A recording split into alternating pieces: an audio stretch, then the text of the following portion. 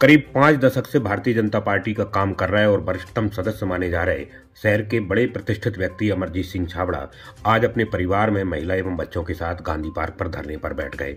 उनका आरोप है कि प्रशासनिक अधिकारी, खासकर राजस्व और पुलिस के लोगों ने उनकी जमीन पर कब्जा कराने में लोगों की मदद की है। उन्होंने मुक्की सरदार पर आरोप लगाया है कि उनकी खड़ी फसल पर जेसीबी चलाकर उसको कब्जा किया गया है। उनका कहना है कि 50 वर्ष से वह इस जमीन पर काबिज है, मगर आनन फानन में प्रशासन ने जबरदस्ती ये काम किया है। उल्लेखनीय है कि इस दौर में जब समय फसल का और कटाई का होता है, उस समय प्रशासनिक अधिकारी और कर्मचारियों को भी अच्छी तरह पता होता है कि किसी तरह की नकदी नहीं होती, मगर अमरजीत सिंह आरोप लगा रहे हैं कि बाकायदा जरीब डाली गई और उसकी नकदी की गई, जो पूरी तरह से सरासर गलत भी है। इसके अलावा देर रात में जेसीबी चलाकर मुक्की और कुछ दूसरे लोगों ने इस पर कब्जा करने का भी प्रयास किया है। इस तरह के भी आरोप उन्होंने लगाए हैं। साथ ही उन्होंने गंभीर आरोप भारतीय जनता पार्टी पर ही लगाए हैं। उनका कहना है कि पार्टी से ही जुड़े कुछ लोग हैं जो इस तरह के कामों में संलग्न हैं। साथ ही उन्होंने कहा है कि लंबे समय तक उन्होंने पार्टी की एकनिष्ठ होकर सेवा की है। इसके बाद जिस तरह उनके साथ सलूक किया गया है, उसको लेकर उन्होंने वरिष्ठतम अधिकारी और मुख्यमंत्री से भी इसकी शिकायत करने का मन बनाया है। फिलहाल उन्होंने कलेक्टर एवं दूसरे लोगों को भी अपनी बात बताई है। मामला बाईपास रोड पर एक जमीन से जुड़ा हुआ है। बताया जा रहा है कि इस जमीन पर अपना हक बताते हुए कुछ लोगों ने इस तरह की कार्रवाई की है। शाम होते होते जब ये धरना चल रहा था, तो जिन व्यक्तियों पर यह आरोप लगाया जाता, उनके साथ कुछ लोग वो भी उस दौरान वहां आए और उन्होंने भी अपने कागज प्रशासन को सौंपे हैं। देखते हैं आगे इस मामले में क्या चीजें सामने आती हैं। बहरहाल दिन भर एक वरिष्ठ कार्यकर्ता के द्वारा सरकार के खिलाफ जिस तरह से आंदोलन किया, वो पूरे शहर में चर्चा का विषय है।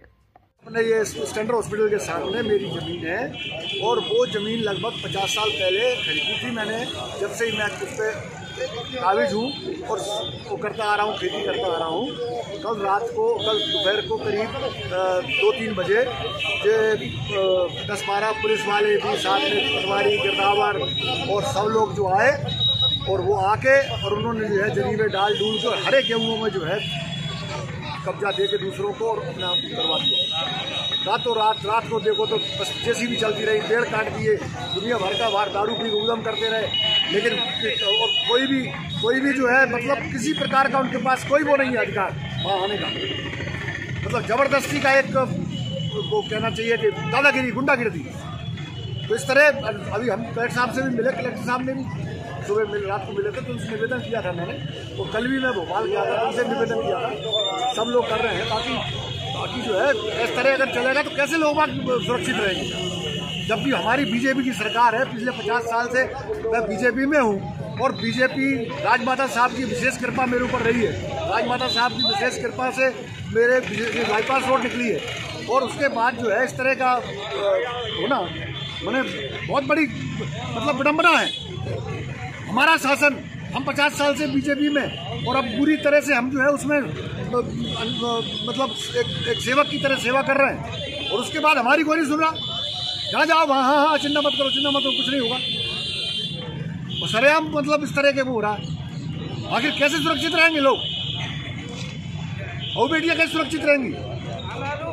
उनका प्लान ये है कि ये सब लोग भग जाए और हम जमीन ले लें। जमीन नहीं, कैसे ले लेंगे जमीन? तो हम की जमीन है क्या? कभी से सरकारी है, कभी वो सरकारी है, कभी ये सरकारी है। सरकारी जबरदस्ती 3000 बीघा जमीन जहाँ अशोकनगर में सरकारी है। तो इस तरह से जो है आने से गुंडागिरी राज चल रहा है। इसके लिए मैं कल मुख्यमंत्री जी से मिलने गया था, लेकिन दुर्भाग्यवश मुझे मिला नहीं समय। और अब शायद आज कल में मुझे समय मिलेगा। मैं निवेदन करूंगा मुख्यमंत्री जी से कि आप योगी बनिए।